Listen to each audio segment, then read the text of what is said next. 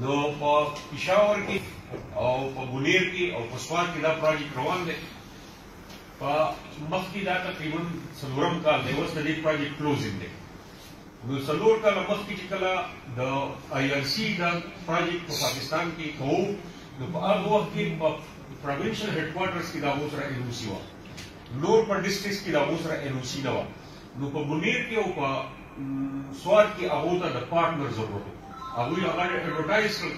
او په هغې باندې کمپټیشن وشو او په سوات کې هغه موږ ته میلاو شو او په بونیر کې چې کوم دی نو یو بل ارګنایزیشن و هغه ته میلاو شو. بیا د اوس هغوی ته NOC په ټول ډسټرکټس دپاره هم میلاو شوې ده. مخکې خو صرف پروینشل هیډ کوارټرز کې اوس هغو ته هغه NOC ټوله میلاو ده. خو زمونږ او د هغو هغه پارټنرشپ په داسې طریقه باندې روان دی چې هغه اوس په هغې باندې خوشحاله دي او مونږ چې کوم دی نو لکه د یو بل سره په هغې باندې روان دي. د دې پروجیکټ چې کوم دی نو مین مقصد چې دی نو هغه په واش باندې مونږ کار کوو، واټر اینډ سینیټیشن باندې. او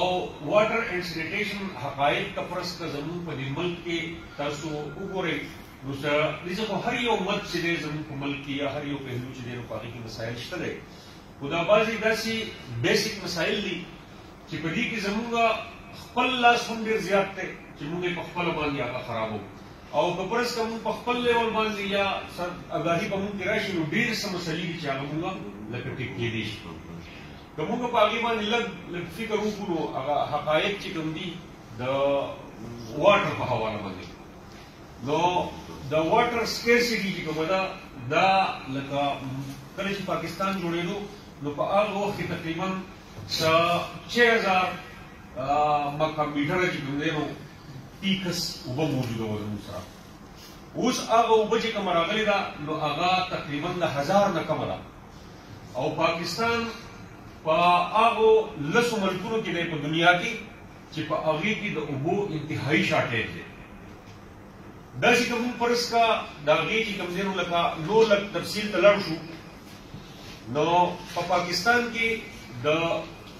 زمونږ چې کوم واټر پالیسي ده یا زمونږ چې کوم پروګرامز دي د هغې په حواله خو مونږ تقریبا 90% خلکو ته اوبه ورکړي دي. خو د حفظان صحت په اصولو باندې یا د سټینډرډ چې کوم دی د WHO سټینډرډز چې کوم دي چې کومې ته مونږ پاکې اوبه وایو نو په هغه حساب باندې تقریبا 85% خلک زمونږ چې کوم دي نو هغه لا اوس هم ګنده اوبه څښي. په دې کې بعضې داسې خلک دی چې لکه زمونږ د علاقې خو بعضې دا خو د الله رحم دی چې په دې کې خو پاکې اوبه دي، د چینو دي، د کویانو دي. خو زمونږ په دې ملک کې تقریبا لکه 1.5 کروڑ خلک داسې دی چې هغو ته بل چایس نشته خو ګنده اوبه څښي. او هغه تاسو ته پته وي په بلوچستان کې یا په سیند کې بعضې داسې علاقې دي چې په هغې کې لکه کوم ځای کې څاروي کې هم اوبه څښي او بني ادم کې هم داسې پاڼز دي، داسې لږ مجبوره دي هغه. بیا زمونږ په دې علاقه کې چې کوم مونږ اوبه څښو نو زمونږ ته خو ټیک دی چې اوبه د پاک د دغه سورسز نه چې کوم دی نو صفا راځي. خو په هغې کې که فرض که مونږ فکر وکړو نو کوم ځای نه چې د سورس نه مونږ ته اوبه راځي نو زمونږ هغه سورسز پروټیکټډ نه دي. هلته کې څاروی هم ځي، هلته کې چې کوم دی نو ځناور نور هم ځي او مونږ خلک هم ځو. نو یو خو زمونږ په هغه سورس کې چې کوم دی نو هغه اوبه ګنده شي چې مونږ ته کمې راځي. بیا چې زمونږ کوم چینلایزیشن دی د اوبو چې کوم پایپس کې راځي نو هغه پایپس چې دي په کوڅو کې چې کوم تللي دي نو هغه اکثر په هغه نالو کې تللي دي چې هغه نالۍ چې کوم دی لکه یا پایپونه زمونږ خراب دي او په نالو کې چې کوم دی د هغې پروټیکشن صحیح نه وي نو کله چې د هغې هغه اوبه پکې نه وي نو هغه ځان ته هغه اوبه دغه راکاږي او اکثر دم چې کوم دی زمونږ په کوڅو کې راځي. زما په خیال دې خبرونو به تاسو ټول خبر یې. بیا چې کوم دی زمونږ په کور کې دننه یوز دی نو په هغه یوز کې زمونږ کوم پوینټس دي نو هغه ځایونه زمونږ پروټیکټډ نه دي، هغه هم ګنده دي. بیا کوم ځای کې چې مونږ دا سټور کوو زمونږ چې کوم ټینکس دي نو هغه ټینکس چې کوم دی په پبلک لیول باندې هم زمونږ په فرض که زمونږ معاشرتي کوم خبرې اترې دي په هغې کې هم څه صفایي انتظام نشته او زمونږ د کورونو هغه ټینکس چې دي یا د کلو کوم ټینکس چې دي هغه هم څوک صفا کوي نه. حالانکې دا په 6 میاشتې بعد چې کوم دی نو دې کلورینیشن پکار دی، نوره صفایي پکار ده. نو دا ټول څیزونه چې کله یو ځای شي نو دې چې کوم دی نو لکه دا زمونږ د ملک تقریبا 85% خلک چې کوم دی نو هغه سټینډرډ اوبه نه څښي، هغه ګنده اوبه څښي. او د هغې ګندو اوبو په وجه باندې زمونږ په صحت باندې د هغې ډېر زیات اثر دی. دغه شان که موږ فرض کړه سینیټیشن ته وګورو نو د سینیټیشن په حواله باندې زمونږ په ملک کې تقریبا 45% خلک چې کوم دی تقریبا آلموسټ 10-11 کروڑ خلک جوړېږي 45% ته موږ د 22 کروڑ اماؤنټ 23 کروڑ اماؤنټ کې کوم دی 45% معمولی کم دې خلکو ته لا دا احساس یا پته نشته چې یاره کله چې خپل حاجت خلک د سره کې لاس په صابانه باندې انځر غواړي ځکه چې کم چې زمونږ بعضې داسې مرضونه چې کم هغه لکه د سکن سره تعلق ساتي یا زموږ هیپاټایټس وغیره چې کوم دي یا چې کوم قیدس دی زمونږ نو دا ټول چې کوم دي نو دا زمونږ د انساني عضلې سره ډېر زیات دغې تعلق دی او زمونږ خلک چې کوم دی نو لاس چې کومې پورې لاس په صابانه نه انځلی شوی نو تر هغې پورې دغه عضلجات چې کوم دي لاس نه تللی نه شي نو که فرض کړه موږ په هغه وخت کې بیا خوراک کوو نو هغه زموږ خېټې ته ځي او د هغې هغه اثرات او د دغې اثراتو په وجه باندې تاسو ته پته ده چې تقریبا لکه 5000 کسان داسې دي ایگزیکٹ فکر په دې سره چې د څنګهنۍ زمانې د خصوصا د لاست ایئر خبره وکړم تقریبا 5000 کسان داسې دي چې هغه بچي چې هغه لکه د 15 کالو نه واړه چې کوم دي نو هغه د دې قیدس د لاسه یا د نورو مرضونو د لاسه چې کوم دی نو لکه هغه مري او کال په کال دا زیاتېږي دا مسله زمونږ چې کوم دی نو سنګینۍ طرف ته ځي زمونږ په واشرومونو دا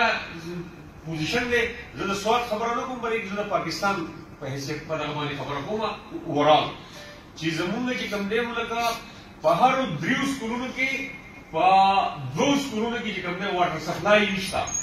او په هرو 15 سکولونو کې په 3 سکولونو کې چې کوم دی د هغې کې زموږ سینیټیشن لکه واشرومونه نشته زمونږ په کلو کې چې کوم دی ODF ته چې موږ کوم وایو اوپن ډیفیکیشن فری لکه خلک تر دې وخته پورې بهر ته چې ځي نو هغه لکه سارا ته ځي او واشرومونه سیستم نشته بیا هم که چا سره واشرومونه دي نو هغه واشرومونه چې کوم دي نو هغه ډایرکټ فلشنګ کوي کوڅو ته او نالو ته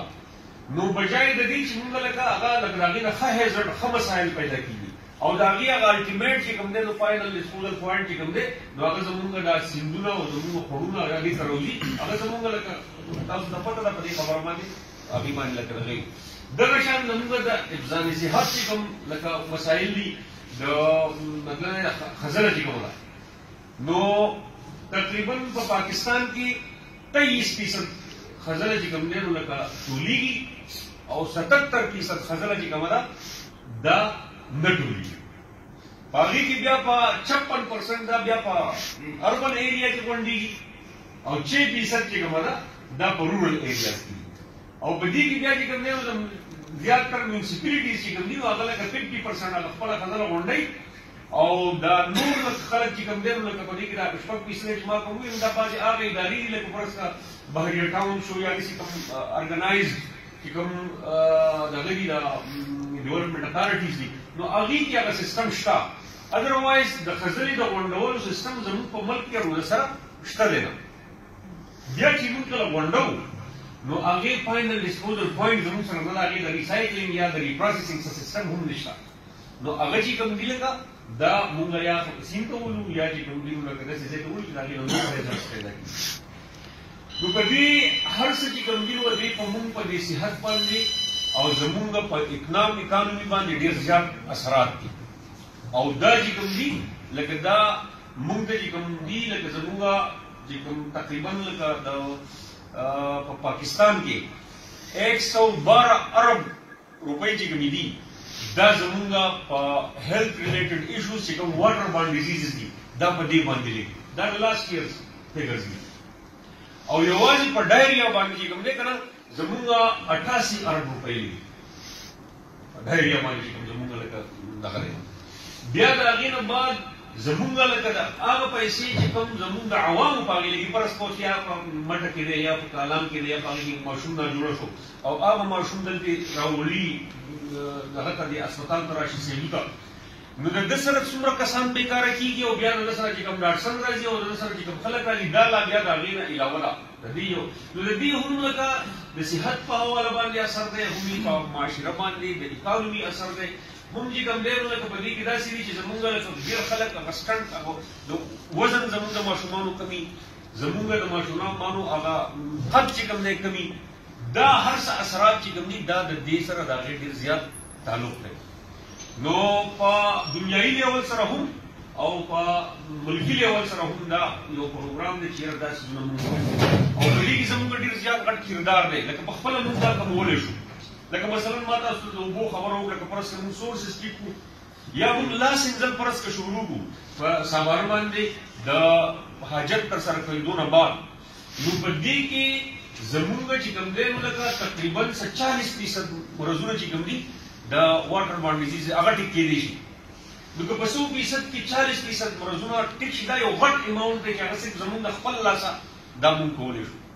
داسې که فرض کړه مونږ پوائنټس ټیک کړو که مونږ یوز هغه ځایونه ټیک کړو یا زمونږ پایپونه ټیک شي یا مونږ چې کوم دی نو سیپټیک ټینکس او سرفیټ په داسې طریقه سره جوړ کړو چې مونږ لکه ډایرکټ فلشنګ دغه ته نه کوو لکه دا ټیک خبره ده چې بعضې څیزونه خو دا د حکومت ذمهداریانې دي چې حکومت چې کوم دی نو لکه یو د کمیونل سیستم جوړ کړي او د ټول حکومتي یو سینیټیشن سیستم یو ریسایکلینګ جوړ کړي هغه خو پکار دی چې وشي. خو زمونږ نور داسې مسایل دي یا مطلب مالی یا چې کوم دی نو انتظامي چې هغې ته لا وخت زمونږ شته. نو که مونږ په یو کور باندې تقریبا لکه هر کور نن سبا چې عام طور په یو کور باندې لګي نو د 50-60 لاک نه کمې نه لګي یا که ډېر معمولي کور وي نو 100-150 لکه خو په هغې لګي. نو که په دې کې مونږ د 100,000 روپیو یو سیپټیک ټینک جوړ کړو نو زما په خیال په دې باندې هېڅ څه دغه نه راځي. نو څه زمونږ نه لکه دا مسله ډېره زیاته سنګینه ده زمونږ د خپله لاسه چې مونږ په هغې باندې ځکه چې مونږ خو لکه کور چې کوم دی دا مونږ خپل ګڼو خو د کور د بهر نه لار چې کومه ده دا بیا مونږ خپله نه ګڼو حالانکې دا هم زموږ د دې ډایرکټ اثر په مونږ دی لاول خو دا مونږ چې کوم دی لکه دا خپله نه ګڼو او دا کوشش کوو چې یاره دا به بل کوي. نو د دې وجې نه څه زمونږ د لاسه خپله دا خبره برابر ده ټیک دی چې حکومت په هم په دې کې کردار شته خو زمونږ خپل لاس په دې کې ډېر زیات چې کوم دی لکه کردار دی. زمونږ د دې پراجیکټ مقصد دا دی چې یاره مونږ څه داسې آګاهي راولو په دې خلکو کې چې د هغو دې څیزونو ته فکر شي او د هغې سره سره مونږ داسې کارونه وکړو چې هغه کارونه لکه مونږ یو نوي غټ سکیمونه خو نشو کولی خو چې د چا یو اگزسټینګ چې چا یو سکیم دی او په هغه سکیم کې دا قسمه خرابۍ دي نو چې هغه مونږ ټیک کړو. نو په دې لحاظ سره چې کوم دی نو مونږ لکه دا پروجیکټ راغی په دې کې 25 کلي چې کوم دی مونږ ته مختص شو په سوال کې داسې په هر یو دې پروینس کې درې ډسټرکټس ما تاسو ته څنګه وویل په ډسټرکټ سوال کې دا زموږ سره دی نو په دې کې 25 کلو کې په 25 هیلث انسټیټیوشنز کې او په 25 سکولز کې مونږ کار کوو. د دې لپاره سلیکشن وشو د پروجیکټ سره په جمع باندې په کلو کې مونږ ته چې کوم دی نو په هر یو تحصیل کې تقریبا 3-4 کلي کې کوم دی راکړه چې اووه تحصیل دي نو په چا کې 4 او په چا کې 3 ځکه چې په ټولو کې 4 نه د 25 نه زیاتېدل نو په دغه حساب سره موږ 25 کلي چې کوم دی نو په دې کې لکه شروع کړل. په هغې کې د هغو سره په سکولونو کې هم کار او په هغې کې په سپیشل سکولونو کې یا په هیلث انسټیټیوشنز کې هم موږ کار شروع کړل. په هغې کې دا وشو زموږ اولنی ټارګېټ چې په هغې کې کوم مین مقصد و زموږ دا و چې موږ چې په کوم کلو کې کار کوو لکه موږ اکثر په وروسته پاتې کلو کې کار شروع کړی دی. مثلا لکه د بیرکوټ که زه تاسو ته ووایم نو په بیرکوټ کې جهانګیر یو کلی دی تاسو بیا پېژنئ یا به نه بیا چې کوم دی نو چورخۍ یو کلی دی داسې تیرنګ دی داسې که فرض کړه موږ کبل والو نو په هغې کې مانجه ده غاښې مانډه ده او ملوچ دی داسې لکه کوشش وکړی چې داسې کلي موږ والو چې هغه لکه لږ وروسته پاتې او هغه دغه داسې په هر ځای کې چې کوم دی لکه داسې دي. نو په دې کلو کې اوپن ډیفیکیشن چې کوم دی اوپن ډیفیکیشن دا ډېر زیات و. زموږ لومړنی ټارګېټ دا و چې موږ د اوپن ډیفیکیشن چې کوم دی دلته کې خلک دومره انکریج کړو او هغو ته د دې دا مسلې ووایو چې دا خلک چې کوم دی دا کار په خپله وکړي.